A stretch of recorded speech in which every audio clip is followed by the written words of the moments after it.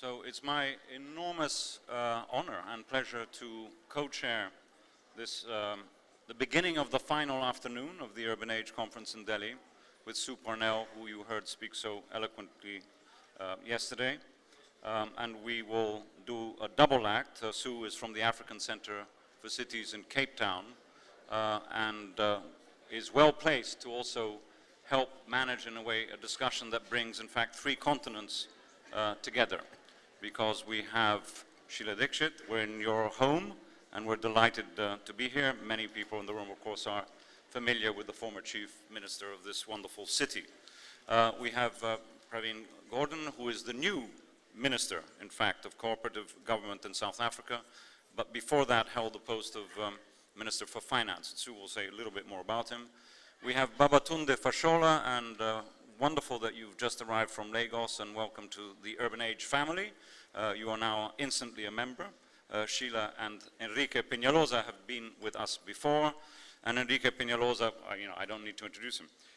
He's been referred to, I think, 30 times in the last 2 days. So wonderful and successful former mayor of Bogota, I think it was, no? No, the reason I say that is that, I say that because at some point in São Paulo, someone said, oh, that was, clearly he's the best mayor of São Paulo. So anyway, Sue, if you give us some guidance and then a short introduction. Yeah, colleagues, thank you so much, and you can feel the excitement in the room, and I think that's exactly because this issue of people who are at the coalface, who engage, who have to face on a day-to-day basis the kinds of really tricky, complex questions that underpin the urban age is what we're here to talk about. And I'm particularly excited that the session is here as a pivotal session in lots of ways. The medics talk about something called translational research. I don't know if you've ever encountered the term. And I prefer that to the idea of co-production or impact, which is what a lot of academics sometimes look for. And the idea of translational research is that we move from thinking about what the problems are to what the implementation is, working out the new knowledge together at every step of the way. In other words, it's a seamless interaction in defining the problem, getting the evidence, and beginning to start implementing. And that, of course, requires a two-way dialogue. And we're immensely privileged today because what we have at the table are some of not just the practice leaders of cities, but also the people who are the thought leaders about how we manage the urban age. And that's got many, many dimensions to it, and we'll be hearing from our various speakers on what those aspects are. So they have reputations, their cities, their domains of knowledge, their work with different areas of expertise are known to people around the table. And we will hope to distill and to get them to engage with each other as we look across the continents in the point, I think, which was made so eloquently in Karen Sita's presentation earlier, which is about the interconnectedness of our relative urban trajectories. In other words, it's not just what happens in Lagos that's important, or what happens in post-apartheid South Africa, or in contemporary Delhi, but rather the way that all of these things come together and that we learn from each other, contest the knowledge that we have before us. So we're incredibly excited about the presentations that are here. What we're going to do is to hear directly from these very disparate contexts. Not everybody is at the urban scale, and that's absolutely appropriate, because we also all know, and we've again talked in this conference about the fact that what happens in cities isn't only controlled from City Hall. There are a whole lot of other dimensions to that. So colleagues around the table, we look forward to your wisdom, we anticipate your provocations, and we will engage with you as we reflect on what really are some of our momentous challenges of our time. Let me just add to that. Based on the work that many of you have seen in our newspaper and on our website, the comparison between different cities, 2 or 3 statistics as a sort of warming up exercise. This will exclude South African cities because we haven't looked at them in so much detail, but of course, just purely represented at this table is something like 85 million people. That's who's you're in charge of. That's an interesting statistic. We talked at the beginning of yesterday of, in fact, how much are you in control of, right? And Sheila, you were in control of roughly, we worked out 66% of the metropolitan area. Right? Bogota, 82% in terms of how much of the population is within the jurisdiction of your responsibilities. But Babatunde wins with 100%. He's got 100, he's got a big area and the whole population effectively within that. South Africa, in a way, you're discussing that. Lagos and Delhi, roughly the same growth in the next 15, 20 years in terms of economic growth, GVA of 6.6, 6.4%. But interestingly, that Delhi's population is going to only grow by 2% over the time, but in Lagos it's actually over 6%, and maybe more, and we'll hear that. In South African cities are also growing, but in different, of course, disparate ways. Interesting to just look at the social side just for a moment, that one of the key ways of measuring inequality is the Gini index, and you have high numbers are more problematic, lower numbers are sort of more equal, shall we say that. And in fact, Delhi, as many of you know, has become more unequal as it grows. A typical phenomenon, of course, in rapidly growing cities. London, if you did this 100 years ago, would have been even worse Gini index if we ever had one in those days. Lagos comes out at a number of 0.64, Delhi very slightly below that, Bogota has had a tough period, but is now flattening out. One other way of measuring one aspect, one very limited aspect of sort of social welfare, if we can call it that, is the murder rate, the homicide rate. It's only one aspect, and we know that Latin American cities have had their fair share of problems, and in Bogota, Medellin, and other cities in Colombia, it's come down, but it's still pretty high. It's 16 people per 100,000, so that's 16 per 100,000. But Lagos is tiny. It's 1.3% or so, the statistics say, and Delhi is just pretty small too, at 2.7%. Some South African cities, I think, is probably really quite high. And of course, issues of drugs and other things come into that. That's just to give you a sense of what we're actually talking about. We have at least two cities, more than 20 million. Bogota is much more similar to London, between 8 and 9 million. So that's a bit of background in terms of what we're actually discussing. And if you can now join me in welcoming Babatunde Fashola to the lectern and to the urban age, in fact. Thanks very much, Babatunde, for joining.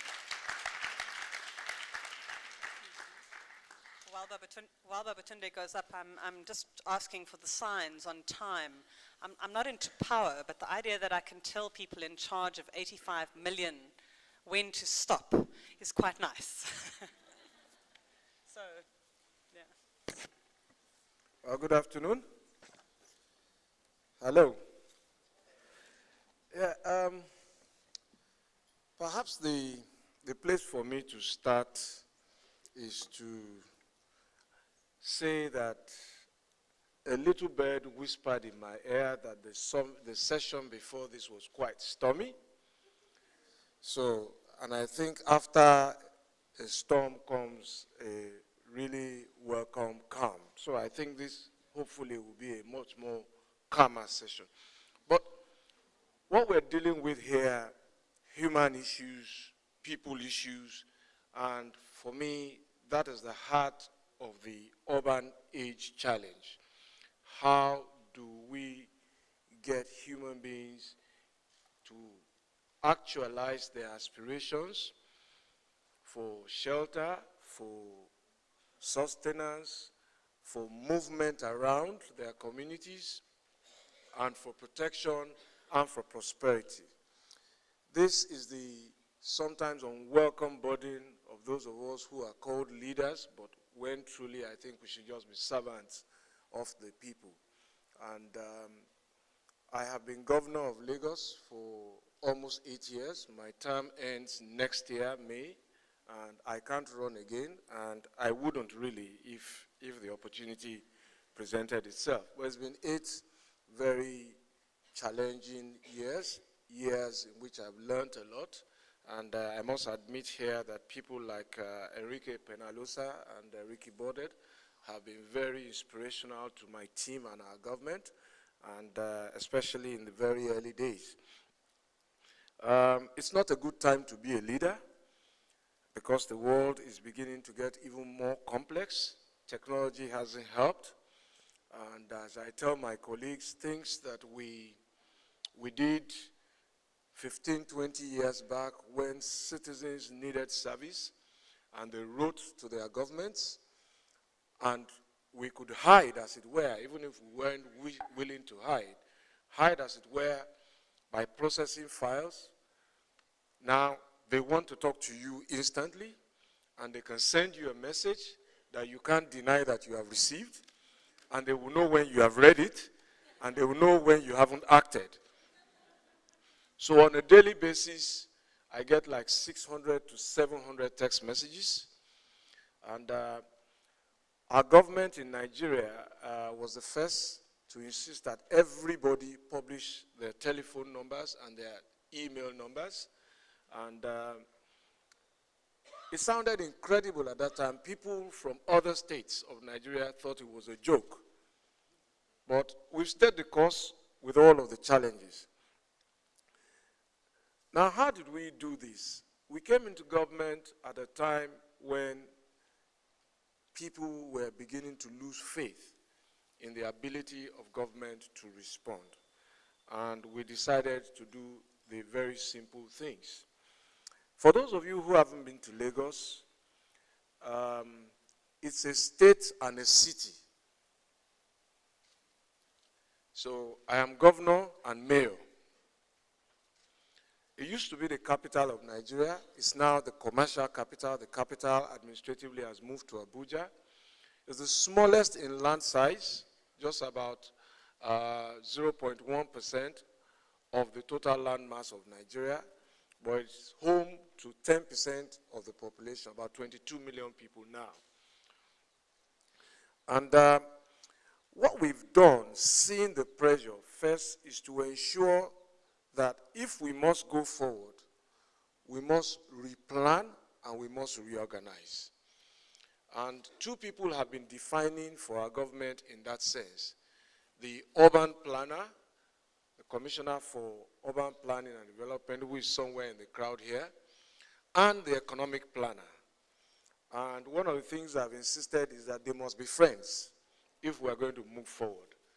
The urban planner takes hold of our total land mass and begins to dream dreams about it. If they can handshake, the economic planner can put numbers to what we need to do. And in that sense, we can begin to build. And that's how we have progressed. Up until recently, we have run policy and implementation from ministries. But the demand for services has necessitated two things: decentralization and devolution. Smaller agencies, nimble agencies providing services, so that down the chain of ladder, I can hold people responsible, and people can also identify who does what, who provides what. So we now have dedicated units. In the Ministry of Works, a department is responsible for patching roads. So they don't need to call me anymore. Every day, they can report to him by SMS, by text messages, by telephone calls, that they have a bad road. He can send his team there and go and fix it. And the same thing has happened. So there's a go-to person for refuse management. There's a go-to person for tree planting, trees that need to be trimmed. There's a go-to person for street lights, so everybody knows who to go to. That has helped us to gain control. Now, how did we lose control? We lost control because of political instability. At the time, the country was really strong in its challenge for political survival: who would govern, who would lead, military interventions, start and stop civilian administrations. Our population was growing. Our infrastructure and service provision was not ramping up to meet that. But today, where we are at is that by providing services that had been long in demand. We've built trust with the people. They're paying taxes willingly. And our tax database in a taxable population of about 10.2 million that we could project by the population of about 20 million at the time, and given the unemployment and employment ratios, our tax database was about 420,000 people in 2007. Now we're at over 4-point-something million taxpayers. In many respects, the economy has also grown. We contribute about 35% to the GDP of the country. And what we're dealing with now, as we're seeing growth, we're also seeing challenges of poverty, challenges of income inequality. And over the last 4 years, our government in Lagos has focused on 4 key areas that we think will define the expansion of the opportunities for economic growth in a way that includes people. So we focus on power, we focus on agriculture, we focus on transportation and housing. And we've gone with the acronym PATH. And in that way, using power, we are able to help small businesses run, reduce their disposable income on self-generation of electricity, because what we see is that a lot of people spend about 75% more of what they should have paid for public power on self-generation. So by intervening in those sectors, and we are limited by national legislation what we can do. Some survey of what has happened in those areas where we have intervened. We provided about 416 kilometers of street lighting in the last 3 years.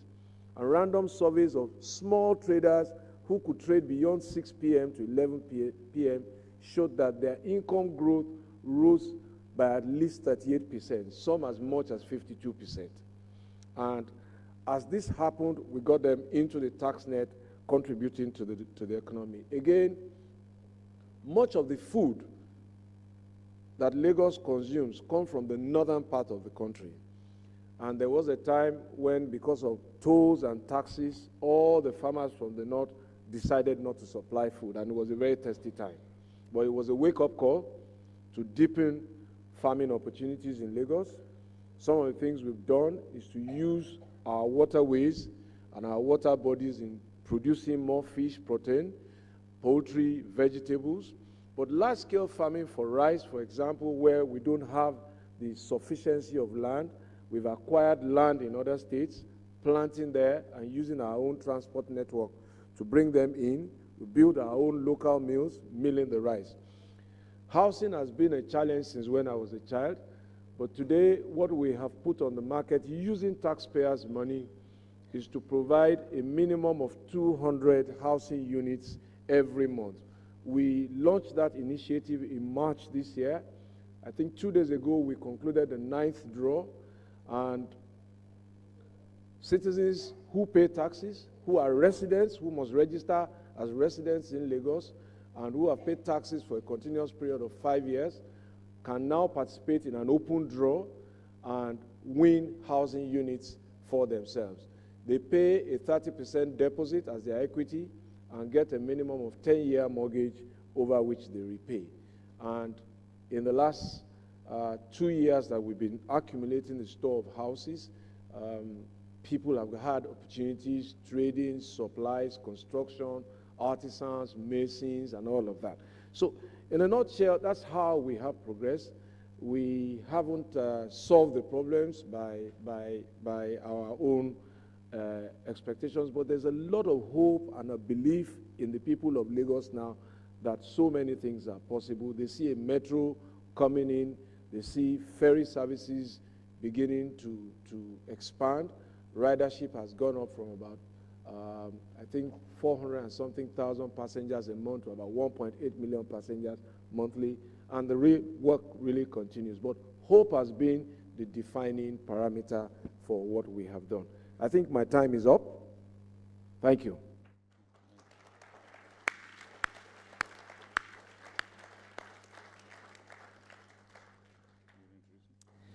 Just as Minister Gordon goes up to tell you, as I think Ricky indicated, that not only is this the minister who's in charge of constitutional affairs and constitutional cooperative governance and traditional authorities, but also a previous Minister of Finance, and in addition to that drives the national development planning process in the South African context, so deeply experienced and in that massive transition and reconfiguring, so a really nice connection with this notion of rebuilding, retransforming, as we hand over to Minister Gordon. Thank you. Namaskar and good afternoon to all of you, and thank you very much for your very kind introduction. I suppose South Africa is a slightly different case over the last 2 days. It's about a country that 20 years after democracy has to some extent overcome its legacy of racial capitalism, has overcome political repression over many, many decades prior to democracy, and is trying to rebuild a nation that was divided on the basis of race and indeed tribalism as well.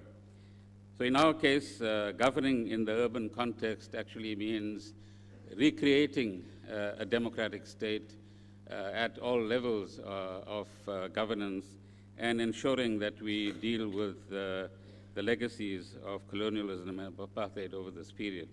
Let me also greet my fellow panelists and quickly go through this presentation. And what I said is captured by your own hero, Pandit Nehru, in 1946. And of course, South Africans are eternally grateful for the solidarity that Indian people have expressed to our struggle over many, many years, and in fact have played a pioneering role. You can read the quotation yourself, but it clearly says, if this racial doctrine is going to be tolerated, it must inevitably lead to vast conflicts and world disaster. Well, I suppose the miracle was, as everybody calls it, that we avoided the ultimate conflict and disaster, and today still live in a relatively peaceful country. That's South Africa of the old.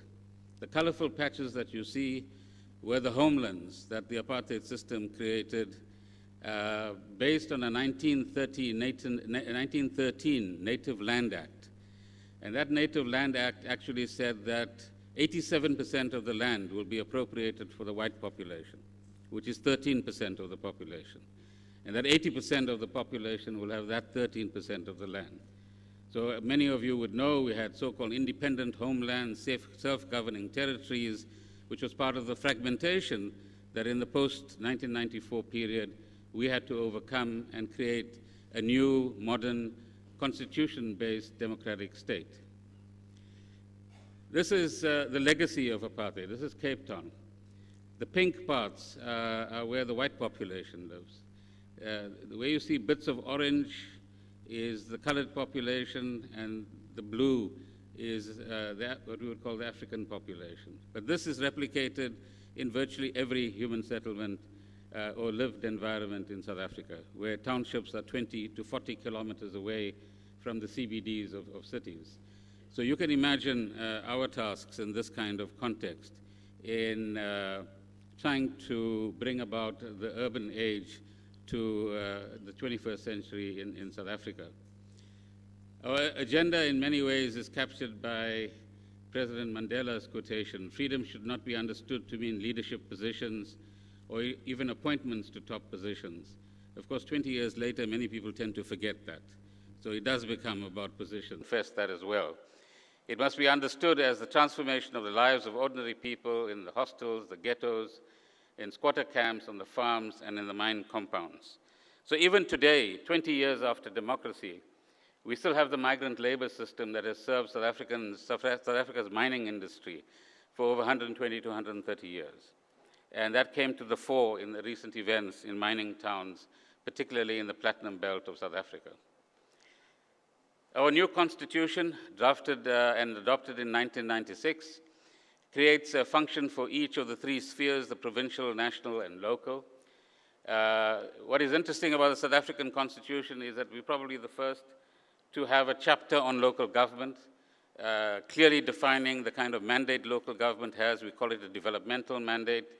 What powers it has in the schedules to this constitution, which are assigned primarily to provinces and national on a concurrent basis, but also defines clearly what local government needs to do and how it cooperates with the rest.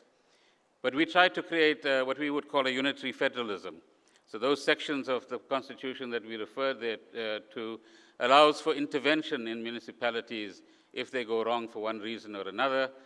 Additional functions can be assigned by legislation. And of course, much of what we've had to do since 1994 is transform all of the legacies of the apartheid era. We call ourselves not 3 levels of government, but 3 spheres of government. And Chapter 3 of our Constitution says that these spheres are distinctive, interrelated, and interdependent. Notice we don't say autonomous. Of course, this is a dynamic concept that will evolve over decades and begin to gather meaning as we go. And so the local sphere has its own imperatives in one sense, but is very deeply connected to the rest of the governmental system in South Africa. The role of local government is defined in the Constitution, as I said, is to be democratic and accountable, is to provide basic services to citizens, promote social and economic development, safe and healthy environment, and promote public participation.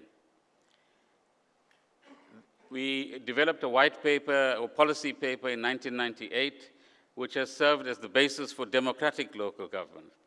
So while South Africa got its formal democracy in 1994, democratic local government was only created in the year 2000. So whilst other institutions of government are 20 years old, local government is just 14 years old as a democratic institution. And this policy paper has been the basis of the work that we've actually done. Our fiscal system, in a sense, we borrowed some from India, some elements of it. So we've created a fiscal commission just like yourselves, although it doesn't play as important a role as it plays in your system. The way in which our system is designed, if you take the current year, of about R1 trillion, 47% goes to national government, 44% to provincial government, and 9% to local government. But our system is based on the fact that property rates and tradable services play an important part in contributing to the fiscus at the local level. Municipalities also receive various kinds of conditional grants, as you would see in a quasi-federal system, that enables them to deal with urbanization, housing, and other challenges that they would face on a more systemic basis. This might be a bit difficult for you to read, but what it reflects is the progress that we've made since 1994 in the provision it shows how GDP has grown. Unemployment has been stubborn at 25%, but issues like electricity, water, sanitation has seen phenomenal growth during this period. Our challenge now is to improve the quality of the services and the kind of participation we get from our public. Our urban reality, in part, is no different from what many of you have seen in other emerging markets as well. Here's the city of Johannesburg on your right, compared to Sao Paulo, and that's reflective of the kind of spatial planning that happened during the apartheid era. When we were all activists in the early 1970s and beyond, we thought when we take over government in 1994, we'll suddenly jump to what Sao Paulo looks like and overcome our spatial legacy. But of course, we're still grappling with these challenges. That's the sprawl in the Eastern Cape. Buffalo City might be better known to you as East London, which is on the southeast coast of South Africa. And parts of it were very close to the Ciskei independent homeland until 1994, and you can see the kind of distribution of population in that environment. We must also confess that over the last 20 years, the way in which housing settlements have developed has in some parts replicated the apartheid pattern because of the issue of land availability and the cost of land. And in that sense, one of the challenges that we face, which I'll mention in a moment, is how we, in a sense, trace our steps back and ensure that future planning takes us in a different direction, cutting city sprawl, ensuring greater density, bringing people closer to services, all of the things that we've been talking about for the last day and a half. And I suppose in doing so, leaders in South Africa have had to, as Gandhi says, demonstrate indomitable will, because those with vested interest don't just disappear. Those with vested interest play a formidable part either in facilitating change or often in obstructing change. So whilst we've got political change in South Africa, for example, 90% of the economy is still in the hands of the white population, or a small part of the white population. Poverty, unemployment, and inequality are still phenomenal challenges 20 years after democracy. And I suppose future generations of leaders will have to continue to maintain that indomitable will. Phase 2 is our democratic transition. So these are some of the spatial principles that we've been working with and will work with in the future. We've developed a national development plan, which is our vision for the next 20 years. And some of the challenges that we face is some municipalities work very well. We have what we call wall-to-wall municipalities in South Africa. Every one of them will have a mayor. Every one of them will have councillors. They're all democratically elected. Our next local government election is in 2016. But there are, as a result of weaknesses in many parts, or some parts of the country, weak governance, corruption and rent-seeking that others have mentioned as well, the challenge of spatial integration, lack of responsiveness in some instances to demands by the public for better services, poor financial management, sometimes because of skills that are not available in the far-flung areas of South Africa, poor communication between local government and people on the ground and communities. And of course, in 14 years, you would expect that there would be institutional weaknesses. So we had about 1,200 racially based, let's call them local authorities, prior to this change process. We today have 278 municipalities, and we'll reduce them further as we go. We've just developed, for our own purposes, the Integrated Urban Development Framework. Those are the 4 key thrusts of that framework. But we, after this conference, Ricky, I don't know whether to thank you for inviting us or to express some regret, because we'll have to change some of that after listening to the many debates and experts that we've had exposure to. Key issues going forward, some of these Ricky said I should comment on, is certainly the issue of inclusive growth, jobs, and social justice. And so one of your speakers, Mr. Bremer, spoke about smart cities or entrepreneurial cities. I think what we require are just cities that are truly inclusive, and that would in itself lead to smart cities in themselves. Balancing the needs of the rising middle class and the urban poor is becoming a key challenge in many emerging markets. Often our votes come from the poorer section and the larger section of the population, but there's a growing middle class, which is as a result of our endeavors, both political and economic. But political movements are not quite as agile as they should be in understanding how do you deal with what appears to be a contradiction in our systems. Some of you mentioned yesterday the reclaiming of the state. I think it's worthy of a greater debate. And we shouldn't bluff ourselves that democratic institutions mean that the poor have a voice, that the poor have influence, and the poor can necessarily, even the lower middle classes, have leverage over the kind of decisions that are made within the state. The next one, some of us are not going to like, but as a person who holds a political office, we've spent a long time, Ricky, talking about politicians and what they do and how they make decisions and how they influence. But the real people we should also talk about are the bureaucrats. So if you're talking about a developmental vision, a politician can have a developmental vision. If the bureaucrats don't, then you're not going to actually get the implementation that you require. You can talk about a just city, but a significant number of leaders in the bureaucracy must understand what a just city is and where it's required to actually take us. So perhaps for your future discussions and conferences, what does it take to have a democratically and transformational bureaucracy that is in line with the demands of the 21st century is a topic that you might want to look at. We still don't have an answer to the short-termism of markets, the short-termism of political office, the short-termism of politicians, and sometimes bureaucrats as well. And what we are involved in is, in fact, the business of long-term planning. And that contradiction, I think, requires different types of institutions, a different understanding of what democracy means as we go forward. Collaborative planning and integrated delivery is another mystery that all of us have got to challenge. Human beings, by their very nature, tend to be egotistical. They like to work in silos and work individualistically. And the question is, how do you get better collaboration and a culture of collaboration?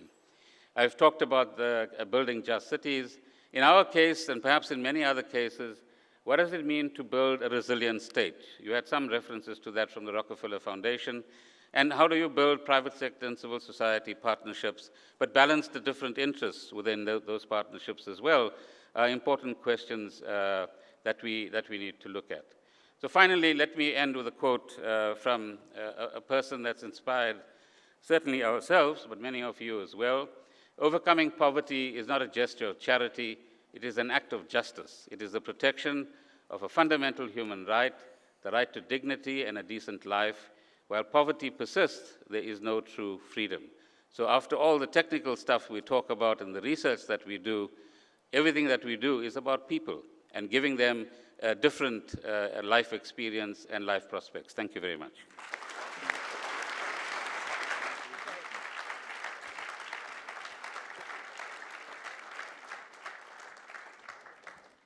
Just to say, Philip Rode and I met Pravin and his colleagues at the LSE a week ago, and where we exchanged ideas, and he said, well, what are you doing next? I said, well, we're having this conference. He said, well, I'm coming to learn. Well, you've also taught us a few things about how far you've got. You mentioned with that last slide issues of dignity and right to the city. Enrique Peñalosa, I think, has actually spent his whole political career thinking and doing things around that. He was actually mayor for only 3 years in Bogota, but I guess the leverage on that has been quite extraordinary. And as I said before, he's been a strong supporter and member of this Urban Age family since its inception, and he's going to be the only difficult person to deal with when it comes to time. So I'm warning you now that we're going to have to be aggressive, stop him, pull out the plugs. But Enrique, welcome. Okay, thank you. Our city is also a city and a state, like Babatunde said, and many others. And I will try to talk about how many decisions that have to be, here we have talked about governance and all that, but many decisions that governments have to make are unpopular. Nobody will ask you for them, and nobody will thank you for them. But still, unfortunately, they have to be made. Intense government intervention and political battles are necessary to construct better, more democratic cities. Enrique, can you, if you turn around, you want this? Because otherwise we lose you. Yes, okay. Everyone can see it. So okay, he gets 15 seconds. Okay, 15 seconds more. As a mayor for only 3 years, we were able to achieve profound transformations. The Bogota mayor has a lot of power and nearly complete autonomy from national government, but of course, not from national laws that regulate it. We try to construct a more democratic society and inclusion. And in order to achieve this, we have to confront many interest groups, but particularly powerful higher income citizens. And I will make reference to that and to other interest groups. The poor are too worried with their daily concerns and will not provide much support to difficult to understand projects such as BRT or privately managed schools, which before they exist are difficult to understand. Yet again, a democratic government must make decisions on their behalf even without their support. It must assume wars for equity, even if those who will benefit are not aware of it. And I will begin with this. When we did something through persuasion, the Constitution in Colombia allows for a referendum, a local referendum. And we asked people 2 questions. One, to totally ban car use during peak hours, beginning the year 2015, in the morning and in the afternoon. And the other question where they wanted to have a totally car-free, 8 million inhabitant city without cars, once every year, one Thursday. Some big business made a huge campaign against us, and of course they knew they were going to lose. So they asked people not to vote no, but not to vote. So we could not reach the 33% of potential voters' participation in the first question. We missed it by a very small margin.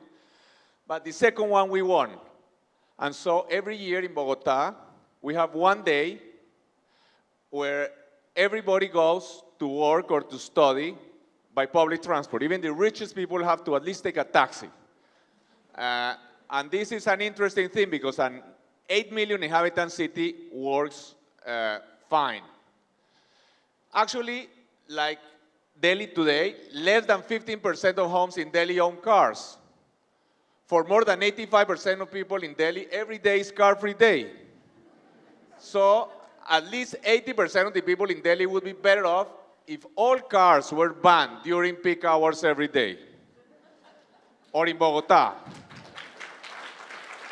They will have less travel time, less air pollution, less noise, less danger to the pedestrian and bicyclists. But our societies are so dominated by higher income groups that we never even question these kinds of possibilities. So this is what we have in Bogota, and this cannot be changed, not even by the president or by Congress, because the people themselves voted. So the only way to change this is another vote like that. Now, we did, to create equality, top quality schools in the poorest neighborhoods. We legalized more than ever. We legalized more than 400 neighborhoods that were run illegally. But we did luxury schools, like the best private schools where the richest children would go. But the interesting thing was not so much the architecture, but that we got the best private schools and the best private university in the country to manage those schools. Of course, we had huge conflicts with the unions, with the teachers' unions, who don't like this kind of thing, but the success has been amazing. Of course, again, like many of those battles, at that time we didn't have any political support. Now, after 15 years, when the contracts ran out, a leftist mayor tried to end these contracts, and there's huge political support from the parents in these schools, more than 80,000 parents, so even this very radical leftist mayor could not go back on these kind of contracts because now there is stakeholder support, but it took 15 years to grow. This is the kind of schools that we did in the poorest neighborhoods. We had sewage, everything in this neighborhood legalized, no pavement, but top quality schools and even swimming pools. Now, we have to confront sometimes very powerful interest. Imagine that Central Park was a private golf course. This is what happens in many developing country cities. We have giant golf courses in the middle of the city, and the most people who can use a golf course in a day is like 120 people. So we had this, the most exclusive country club in Colombia, where the richest and most powerful people were members. And they were almost like demigods. And we said this should be turned into a public park. And since we don't have to go in time, but the fact is, at least we initiated eminent domain procedures. We were not able to turn the whole club, but at least we took 10 hectares out of which were the polo fields, and now it's a public park. Of course, again, when we were given this fight, nobody was supporting us, not the neighbors, nobody. But now, tens of thousands of people use the park. Again, one of the most important ideological issues in our time in cities is how to distribute the most valuable resource a city has, which is road space. How do we distribute road space between pedestrians, bicyclists, public transport, and cars? This is not a matter for a transport engineer. This is a political decision. Like here in London, you see more people, more space for pedestrians than for cars. This is not because the mayor of London has permission to a transport engineer. This is a political decision. But we do not have sidewalks in developing country cities. This is, footpaths, like this is in India, but this could be any developing country city. I would say that the most important transport infrastructure that makes a difference between advanced and backward cities is not subways or highways, but footpaths. And this is a huge problem. This is the sign of a backward, not very democratic society. This is Colombia or India. This is in Delhi. I just took it from the bus yesterday, so it's not very great picture, but it shows how easy it is to take them anywhere. Now, of course, upper income people want all road space for them, but we have to remind them that parking is not a constitutional right. So we can get rid of cars parked on streets and make bigger sidewalks. And we had a war. I used to have my hair black before these battles, but we were able to get cars off the sidewalks and make bigger sidewalks. It was a huge difficulty, but if I had been an appointed mayor, I mean, the whole city was against me. All the powerful people in the city, the owners of the newspapers, the radio stations, everybody who has any power has a car. So if I had been an appointed mayor, I would have been thrown out. So the only way I could do this and stay is because I had been an elected mayor and a very independent elected mayor who did not need any money from the national government or anything. And so we did it. Hundreds of kilometers of sidewalks and, of course, those who were to benefit, the low-income people who used to walk, did not give me any support. I would never. If I had tried to explain to them, they would say, this is so ridiculous. We have more important things to worry about. But this, I want to show you here at some point. The blue line is image, negative image. I had at one point 77% negative image. I was the public enemy #1. It's fun to say now, but I even had to send my 12-year-old daughter to live in Canada with a brother because it was really unlivable. But in the end, you see, I had the highest positive image any mayor has had, so it's a battle worthwhile. Anyway, battle for road space. Buses is another battle for road space. Buses can do pretty much what subways can do if road space is distributed in a democratically and technically rational way, such as here in Istanbul. It is politically very easy to do subways. Everybody wants them, rich people want them, you know, and the poor, for example, in rural areas who will have less schools or less hospitals because the money is being invested in subways in the big city, they will not know. They are losing this, so it's very easy to do subways. Anybody can do a subway, a good politician, a bad one, anybody. So, sometimes flagrant inequality and injustice are before our noses and we do not see it. 90 years ago, women could not vote in England or in the United States, not just in Colombia. And everybody thought this was normal. I would say that today, a bus in traffic, a bus with 100 people in traffic is as undemocratic almost as women not voting, because if all citizens are equal, as the Constitution say, clearly a bus with 100 passengers has a right to 100 times more road space than a car with one. This is basic democracy. Now, but in technical terms, it does not take an IIT PhD. A committee of 12-year-old children will find in 20 minutes that the most efficient way to use scarce road space is with exclusive lanes for buses. And so, subways can cost 10 to 20 times more per kilometer than a BRT, and they do basically the same, but it has to be well done. This BRT in Guangzhou in China moves more passengers our direction than all subway lines in China except for Beijing line #2. BRT is not the best mass transit solution. It's the only possibility if we want to go to all areas in a city. Transmilenio, our BRT, moves more passengers our direction than almost all subways in the world. This is the mess we had. We got these bus owners, and we had no stakeholder support. We fought against the traditional bus owners, against the car owners, against everybody. Unfortunately, Delhi had design problems and political problems for the BRT. Very soon after the Delhi BRT was opened, we were told yesterday that public opinion forced to allow cars into the bus lanes. What does public opinion mean in a developing country? Public opinion means the 15% richest part of the population. That's what it means, because clearly the others don't even know what's the discussion about. And so this is what we have, unfortunately, on Delhi BRT today. And the cars in the bus lanes, it's not a matter of technology. India is much more advanced in technology or science than Colombia. It's clearly a problem of politics and governance and institutions. I don't know, I cannot go into the details, but it's not a technical issue. Transmilenio moves up to 47,000 passengers our direction. This is almost twice as much as Delhi subway. This is Transmilenio. It's important to know that Transmilenio, for example, is moving. It has 111 kilometers.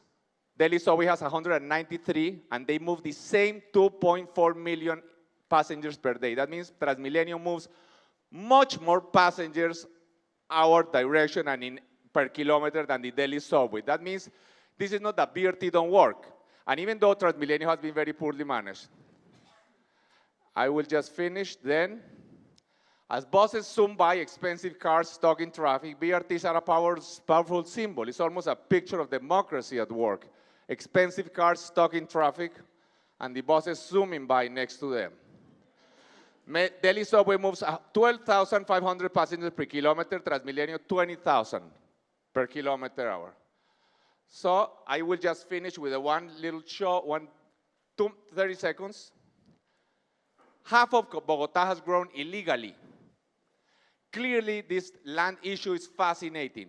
The land market does not work because as prices go up, the supply of land does not increase.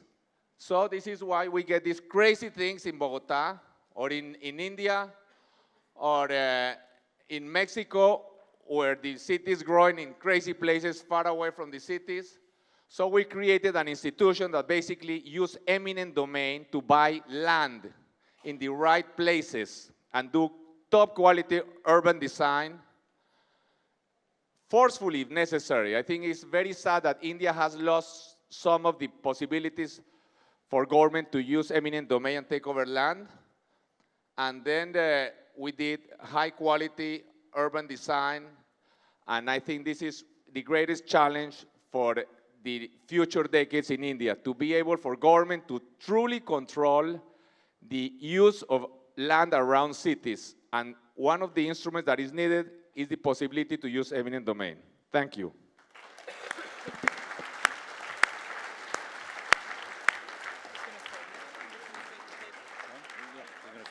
Stay here. I think the lectern is too high. No, I'll take the mic like he Oh, did. okay, fine. That's a good idea.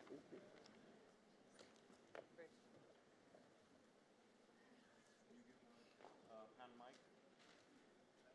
Where's the hand mic? Did you leave it? I left it there.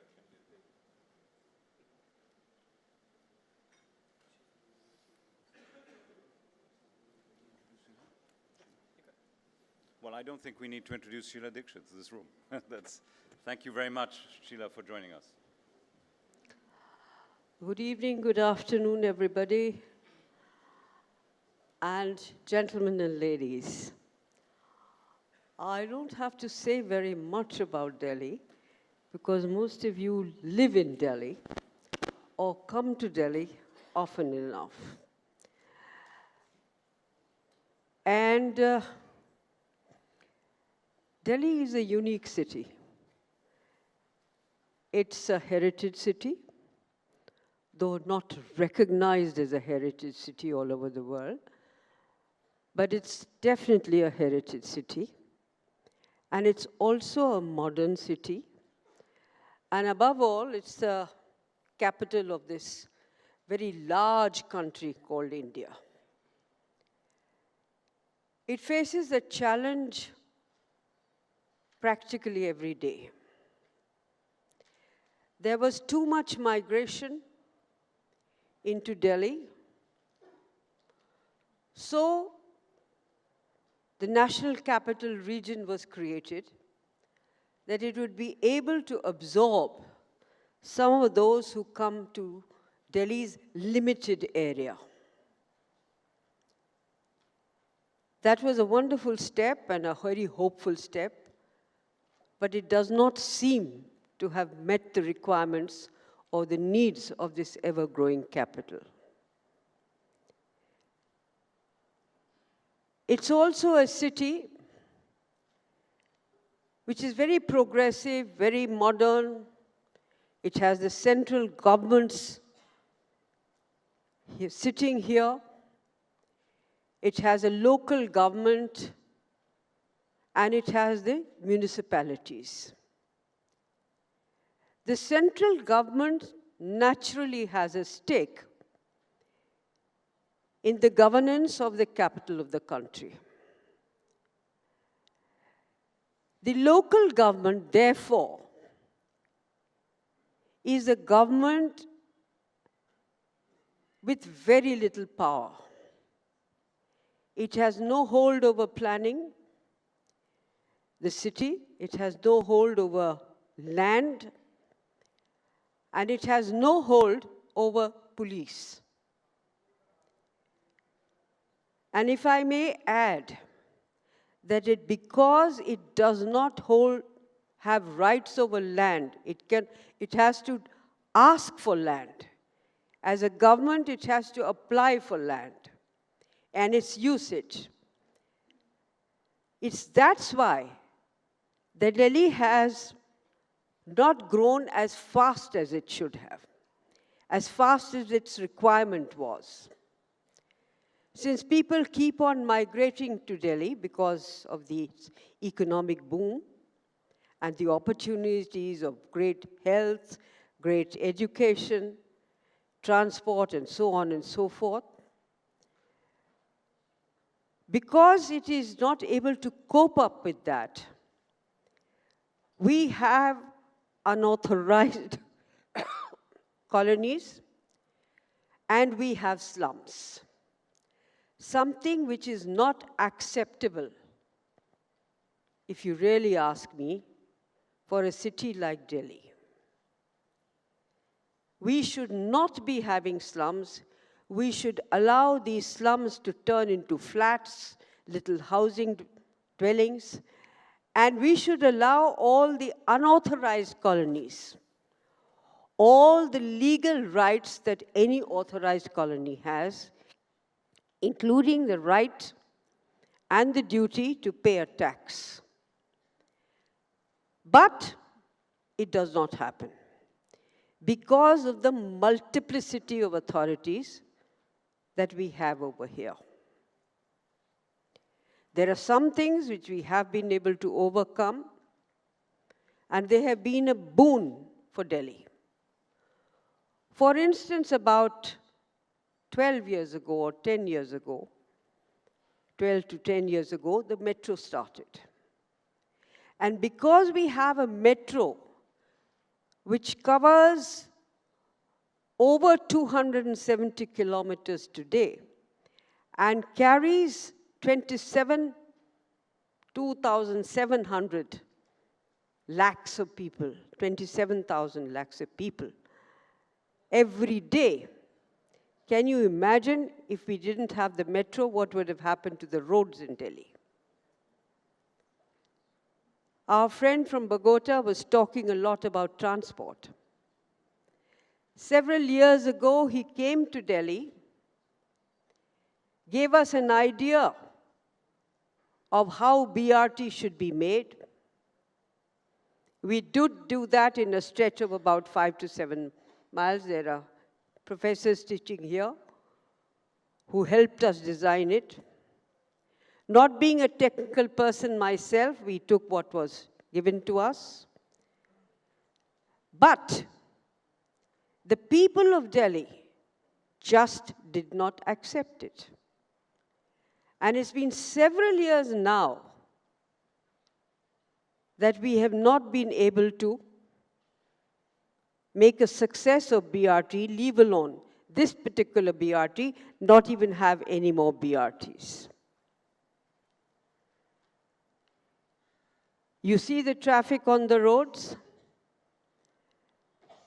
And at one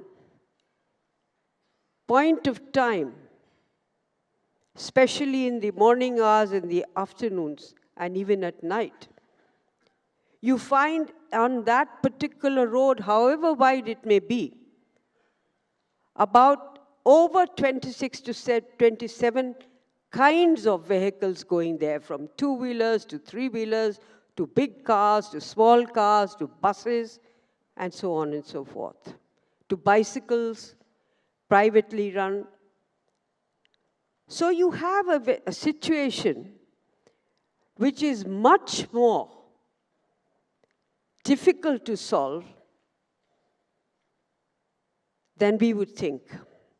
And I sometimes wonder how, in spite of all the constraints that we face, all the problems that we face, all the multiplicity of decision-making organizations that we face, how Delhi has become the kind of city that it has become today. People migrate to it. Not only migrate, but also come to work here, probably 100 kilometers away. Every morning they come here, every evening they go back. So the entire day, they use the resources of the city. Then we have people from all over India, different cultures, from Kerala to Jammu to Kashmir, and from East Gujarat to the northeastern states. Why? Because they find the best health facilities here, they find the best schools here, they find the best universities and colleges here, so children tend to migrate. My only submission to this very eminent people participating in this is that every city needs a different kind of a treatment. I was listening to one of the speakers here saying that they had participatory. They were trying to make people participate in governance, take decisions according to what they wanted.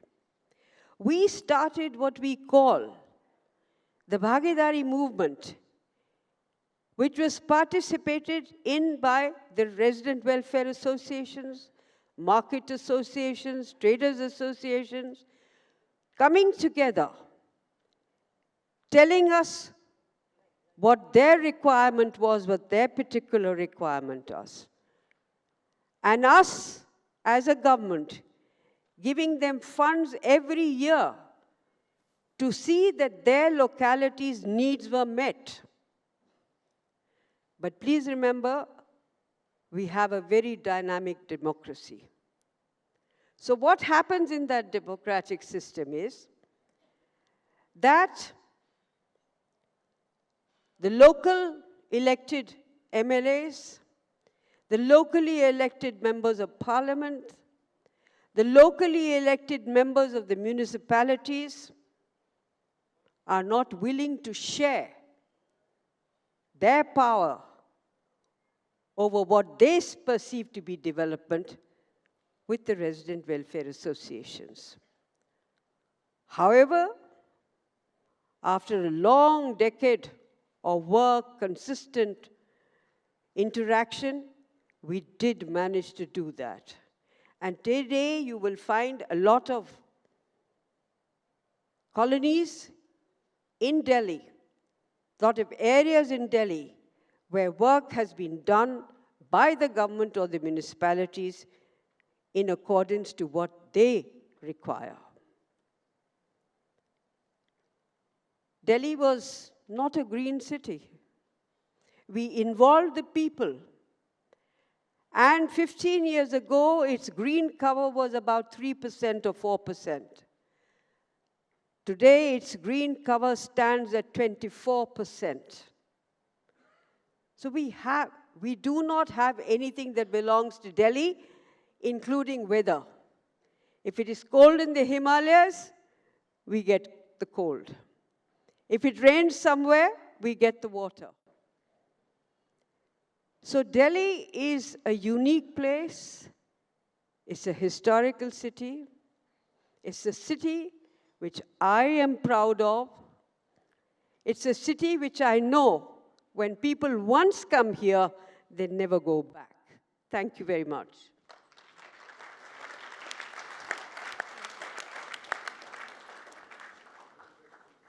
Wow, aren't we grateful that we have civic leaders and those in authoritative positions thinking carefully and thinking in extremely diverse ways about their urban challenges.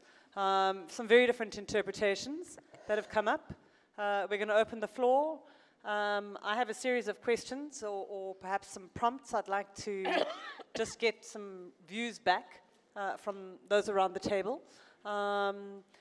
And we can perhaps do them in a round to start, or if you want to come back to each other, don't feel the need to come back to me. But the first question I wanted to put into the mix is that every one of you spoke about the tension between addressing the legacies of the past, fixing what's broken, and thinking about new challenges.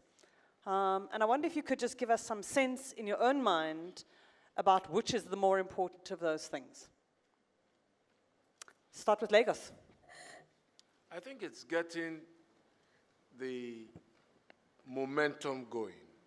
And therefore, if something exists that is already flawed, it will be difficult to build any super architecture over it. And because things that are broken affect the psyche of people, and whether they want to go forward really becomes a matter of whether they believe that the future itself is sustainable. And for me, that really is the catch-22, if you like, of change. Because even as broken as and dysfunctional as some environments are, there's a vested interest in them. Cleaning out slums. I've been to places in Lagos where the building was literally falling to pieces, and it didn't make sense to me why people insisted that I should leave them there. And I couldn't take them out forcibly. But I knew that the conditions were abysmal. And what we did in the event was to go to places within the same estate that they themselves had now abandoned. And we started to build from there. And in the event, there was trust. And I think the extreme end of this is the concept of also people taking over the state. And our notion, perhaps also assuming that we know all what is good for them. The danger, of course, is that they've entrusted us with responsibility to move them forward. Yeah. At the same time, they are not too willing to let go of that responsibility. Some of my colleagues have been discussing about town hall meetings and so on and so forth. I remember a housing estate we wanted to start. I hold those meetings every 100 days. Let's hold on that point and come to the conflicts. I mean, I think the point you make very powerfully is if you can use the past to acknowledge the past and build some sense of trust going forward, that's fantastic. We heard very different interpretations in a sense. I heard from the Bogota experience where there's a sense of kind of we've got to push forward, we've got to change, we've got to modernize, versus a sense that was coming from Delhi of we've got to take people with us. It's much more important to take people with us, even if we live with the past and its errors. Am I misreading this tension? Can we surface it? Sheila, start, yeah. I don't think people live in the past. They live very modern. I said the city is a heritage city, so they see a lot of the past. So one of the beauties of Delhi is the heritage buildings that it has. But they all want to live in the past. They want to grow. They want to be well educated. They want to become modern. And you know that the city of Gurgaon in Haryana, next to Delhi, is an IT-oriented city. A lot of our youngsters go there and they come here.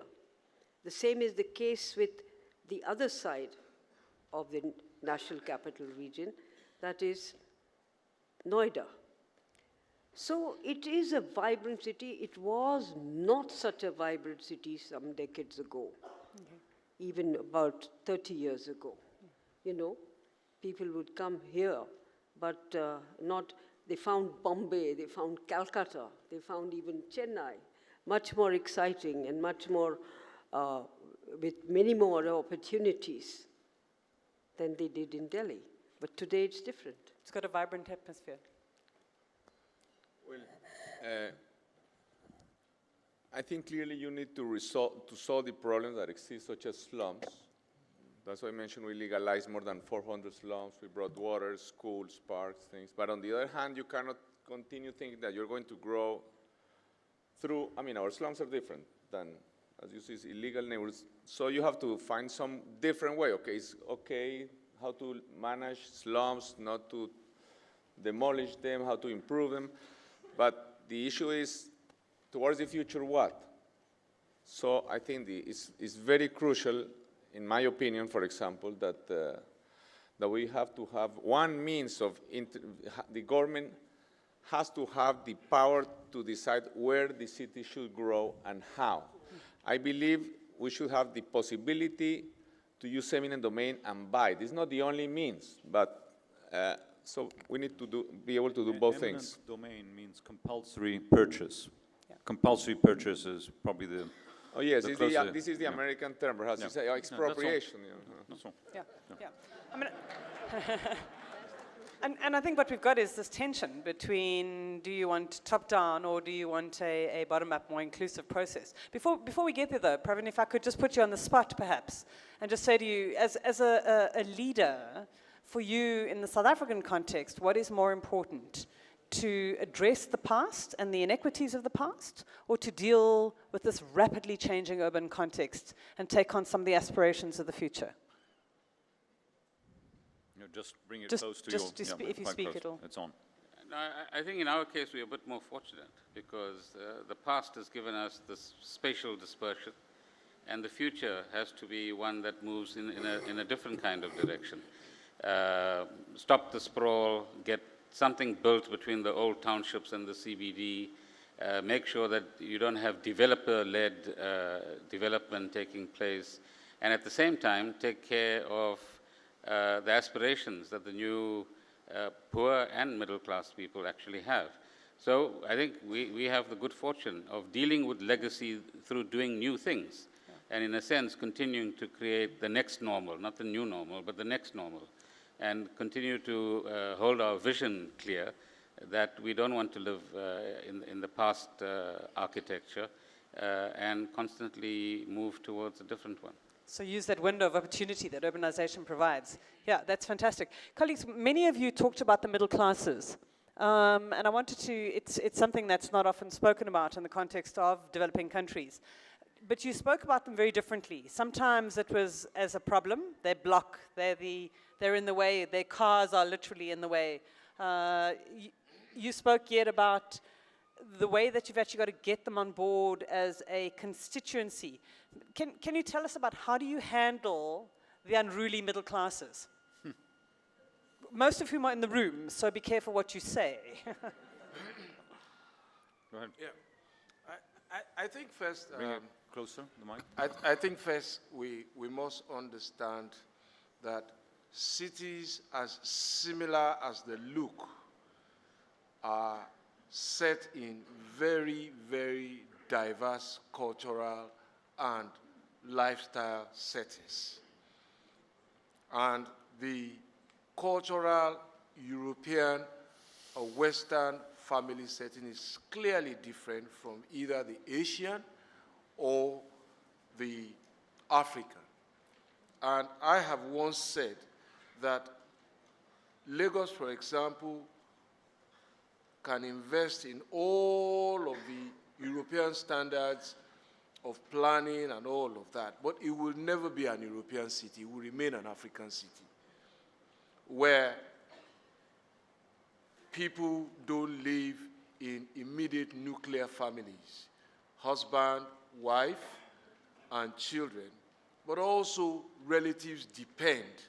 And therefore, it's very difficult, going to be very difficult going forward to manage the problems of clusters within the affordable land space in a society. Enrique mentioned the power of control that heads of government have. Again, we must understand that from country to country, the capacity to enforce law enforcement is as important for achieving planning and all of that. Back to, if I may swing very quickly, the conflict between the people taking over the state and surrendering to the state. Slums emerge because people take over planning by themselves. And perhaps it's simply because government is not responding sufficiently and resources do not allow government to plan and build ahead of procreation. So it's an unending battle, really. But if I may make the final point, I have had a BRT experience, and my BRT experience probably sits in the middle of both their BRT experiences. So will you do more? Yes, we're doing more. Right. And I've had to, on my own, arrest soldiers who violate the BRT lane. I've had to arrest motorists who violate the BRT lane. But my people haven't resisted it. But if I share the experiences that she has, you don't have your own police. It's difficult. But it's public persuasion, those physical arrests that embolden the citizens to say, yes, he's cheating us. Take your car and stay in congestion. And as leader, I've been stuck in traffic and I've resisted the temptation. It's hard. I don't use the siren. I've never used it as governor. So I stay in traffic with them. We get down, we manage it together, and we move out of it. Do you control the police? I don't. The national government controls the police. Taryn, how do you feel about the question of control in the city? To get the right balance between control and freedom. So you don't want to not control sprawl. You need to control it, certainly in our kind of context. We also have 4 or 5 major cities that have BRTs that are already working or about to work, and quite successfully, and have made a huge difference. On the middle classes, well, as political office bearers, we need to understand their aspirations better and their needs better. But perhaps we also need amongst the middle classes a greater social consciousness, that they're not the only ones in town. There are other stakeholders or shareholders in a city that they need to respect, they need to perhaps go into conflict with, and find compromises as we redesign cities and living spaces. But it's one that requires political agility, there's no doubt about that. I was very intrigued at the discussion. All of you mentioned opposition groups of different kinds, and the middle class as we would expect, and that came through in any number of ways. But you also mentioned having to fight with labor. Is that a common experience? Do you want to, I mean, you talked about having to fight the state itself, and a number of you mentioned talking about capital. Are there shared experiences there? Does this happen everywhere? I see some nods around the table. How important is labor versus the middle? Who's more difficult, unions or business? Well, I think democracy is trying to achieve public good to prevail, the good of the majority. And in this sense, you have to have conflicts in government. Of course, the easy thing is not to do anything. And by the way, it's difficult. What is middle class, you know? What is middle class? If we define middle class from those who have motor vehicles and upwards, you know? But we have to fight against cars parking on the sidewalks. We have to fight against some vendors who have to be relocated. So you would say in some areas. You have to fight against the teachers' unions who don't want any change. You have to fight against the country club members who don't, of course, want to give up their polo field. So it's permanent fights. Permanent fights. Maybe I think in a higher stage of evolution for cities, where like a London, no need for so many fights. And I could have gone through being mayor without fighting with anybody, you know, and do what 99% of my other mayors in Bogota do, and then nobody would have noticed. I entirely agree with what you're saying. And I must admit that we failed the BRT completely. The people of Delhi just didn't get used to it. Maybe it's an economic boom, people had too many cars, and as I said, the variety of traffic in the city on one road is around 26, 27. You see, you have the scooter, and you have the three-wheelers, and you have the taxis, and you have the mini buses, you have the major buses, and you have pedestrians also, cyclists, one single person. So for us, it became, he had given us a lot of advice, but we were not able to convert it into something which the people of Delhi accepted, and they haven't still accepted. Maybe one of the things when I look back on it is that perhaps we should have had a couple of BRTs rather than just one experiment. That one experiment became a eyesore. So if we had had that, perhaps, we would have been better off. People would have got a little more used. Just going back to one of the bigger points I think you made, Babatunde, about, you nearly just threw it in there and we hardly picked it up, but the importance of linking effectively urban planning to economic planning. Right? I mean, I think that's, it's something we should reflect on because it's not a given. You know, some of in the previous discussion we had, you know, I think some of the most mature, advanced cities in the world, New York, Tom Wright, said the two are not connected, and they should be. You know, and in many ways, the experiences of London are trying to sort of grapple with that. Thinking of that point, I wanted to effectively put the question that if Jean-Claude was here, but he's there, I'm going to ask for him, if you may, which is, as he observes it from the UN Habitat angle, and we had a lot of this discussion yesterday with Ed Glazer, Klaus himself, that the greatest amount of urbanization is happening in, of course, at the moment, cities or countries with low income, and that a lot of the growth in Africa in particular, not less South Africa, but in Africa, sub-Saharan Africa, is happening in areas or in scenarios without effectively industrialization. You know, what might have happened in the UK or much of Europe before. That poses enormous problems of trying to link, I guess, economic planning and urban planning, no, together. How, I mean, how do you deal with that in Lagos? But also, what you know, Pravin is here to listen. So you said not only, what do we take? How do we deal with that? How do you deal with that? Can you deal with that? The interesting thing is that, at least speaking from the Lagos and perhaps the Nigerian experience, you will see that as highly populated as they appear to be, a lot of the land mass is still largely unused.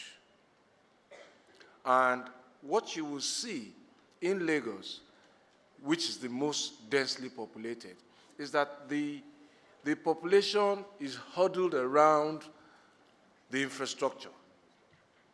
Traffic is moving in one direction every morning and heading in another. So there's still scope for new towns, for new settlements, replanning the imminent expansion in a way that is much more sustainable than what has happened. And as I said in my presentation, development slowed down, politics took forefront, population outstripped the supply of infrastructure, so people just huddled. They converted, for example, residential buildings into business premises, and everybody wanted to stay near where the services were. So there's still scope, in my view, to do that. And if you look at the London example, for example, perhaps without the fire, and as I've told people, you can't burn up your city now, and that's where managing slums that are still manageable, and some will simply be unmanageable, and you really have to take them out. And so it's the perhaps conflict also between good governance and democracy. Good governance does not necessarily follow because there's democracy. It's not axiomatic at all. And because democracy is simply involved with the most popular candidate win. It doesn't say on the ballot paper whether he's the best person or he's attuned to the issues of the day. Once he can whip people together, Twitter, Facebook, he wins. And that's what democracy is concerned about. And just talking about the unions, my experience, we had tanker drivers moving petroleum products, parking on the way, and limiting the traffic space. So we go to move them, then they threaten that they won't move fuel again. So the national government calls me, please, Governor, let them stay. And I said to the president once, I said, are you asking me to permit illegality? If they want to shut down the country, let them do so. But they're wrong. But in the event, somehow we broke out the truce, they did it again, and I shut them down. And, you know, so it's a continuous conflict. And in a democracy, you need people on your side. You need to stay in government. You spend hours, years, dreaming dreams, planning. And in the moment of election, which is happening now, everybody's right. One of my colleagues lost his seat, if I may quickly make this point, because he asked teachers to submit themselves to a competence test.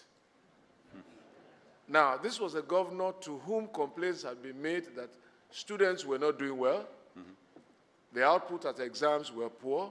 So the governor goes in, the infrastructure was bad, fixes the schools, fixes the environment, fixes desks, provide learning tools, and still the students are not doing well. Now, the next thing to fix was to ask the teachers, how good are you? And teachers said, no, you can't ask us. Sheila, on this point, did you and then, No, I just want to make one. bring it closer. Please. Go ahead, Pavan. No, ladies first. Thank you. You know, one of the challenges that urbanization is going to face in the future is that more and more people from the villages are shifting to urban areas. Because in the villages, there is no opportunities or of any kind, you know. So it's very limited. So I think the challenge before all of us is in the future is not only to have the 20 big cities that we already have. They need to be strengthened, but I think more and more cities should be built up. Because we in India, for instance, built a city, Chandigarh, so many years ago, decades ago in fact. It was a great boon. You know, a lot of things shifted from here to there. But it's an ever-increasing demand for urbanization. And that's one aspect I think we should look at, every country according to whatever they can. Pavan, On the previous point about bring the mic closer. labor and so on, I think where you have organized formations, you have the potential for confrontation, conflict, but inevitably I think all of us have got to learn how to negotiate, how to maintain a progressive vision of how to create socially just spaces and what does inclusion mean practically. There is something about teachers' unions that all of us are saying the same things and experiencing the same things. So, Ricky, you need to ask your colleagues at the LSE to look at this phenomenon. That seems to be a fairly interesting challenge. On the question of urban and economic planning, it's interesting. There are times when economic initiatives and developments lead to urbanization and urban planning. So you have a new, huge coal mine operating. Thousands of people move there for work opportunities. Plan it quickly, or else you have chaos there. You move into agricultural areas, and moving just from producing the raw product to agro-processing can result in new forms of manufacturing. That means new kinds of infrastructure, both economic and social, needs to be created as well.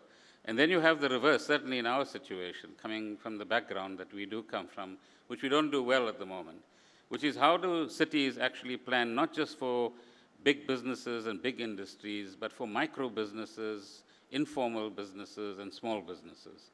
And what kind of infrastructure enables people to feel included and get opportunities and the kind of facilitation that requires in their own localities. And that's something that social justice requires that we balance the right way. The inclination is to satisfy the big guys, get donations when the next elections come up so that you can win the election.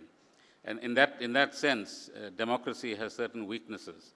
I think Mr. Kloss said yesterday we need new paradigms. The one point that I think we might want to look at, I don't think you can, in today's world, get one single new paradigm that applies to all of our contexts. What we might start looking for is a continuum of paradigms, but based on a particular foundation of values and visions and best practice, if you can call it that. Thank you for that point. I think, unfortunately, we need to wrap up, but I thought we might wrap up by being very unfair and asking you to say one thing each, but slightly tip the tables. We have the incoming minister who's going to be responsible for cities in your country, and you said that you were here to listen and learn. So I'm going to come to you at the end and say, what is the one thing you've picked up that you're going to change that paper? That's what I'm measuring. And turning to the three of you, you're not standing next year, so it's okay, right? I'm safe. With Enrique, you never know when he's standing again, so it's a question, but we were not sure, and Sheila's just stood down. What's the one thing you would change in terms of your ability to govern better, Enrique? And then to you, what would you change in your policy? From what I did? No. Okay, yes, from what you did. What would you change? What power would you give yourself? Well, I think we should have done much more, a little bit of advertisement for what we did. That's not my question. No? That's not my question. Because otherwise, I mean, Okay, you need... that's not my question. Oh, I thought... Think what? about it. Okay, Sheila, what will you change? I'm going to come back to you. Well, let me tell you very frankly, I'm not going to stand for an election. But Wait, we can't hear you. One sec, something, no, go on. I'm not going to stand for an election. But I do feel concerned. And I do feel one thing, that people in Delhi, or in the city, or perhaps in most cities, tend to be somewhat inward-looking. What is comfortable for me, what is right for me, what is all right. It doesn't matter if the pedestrian is suffering, or the cyclist is suffering, or the vendor is suffering. And I think we need to build that kind of a culture, which is difficult in a democracy, because you have to face an election every now and again. So you compromise. But I think that needs to be done, really. I don't know if I understand the institutional, for example, I think one thing that would be desirable, the most brilliant thing that happened in the history of Bogota is that 7 municipalities were fused in 1954. This allowed stronger institutions, more effective planning, and especially to collect taxes in the richer areas and to invest in the poorer areas. This is a very long Now answer. the city is growing in other municipalities. So what would you do? I think we would you need change? to have something like what Babatunde has, some kind of regional government, like was mentioned here yesterday about Manchester, or some kind of government that really you would have, because we do not have the state. No, we know. Well, I think that this is all about people, and therefore, I think what I would develop better or learn better is really how to communicate with them. What are you going to change? What I've learned is about complexity. What we're going to change is we have a national development plan. We've got to learn to get the balance right between planning and acting and learning. When I see you next year, we'll give you the results. So thank you for that. So I think we've been exposed to 4 very serious and very instructive perspectives on governing urban futures, reflecting on real experiences. I want to thank Sue for your excellent ideas and questions, and thank the 4 of you, Sheila, Praveen, Babatunde, Enrique, for taking part in this. Thank you very much.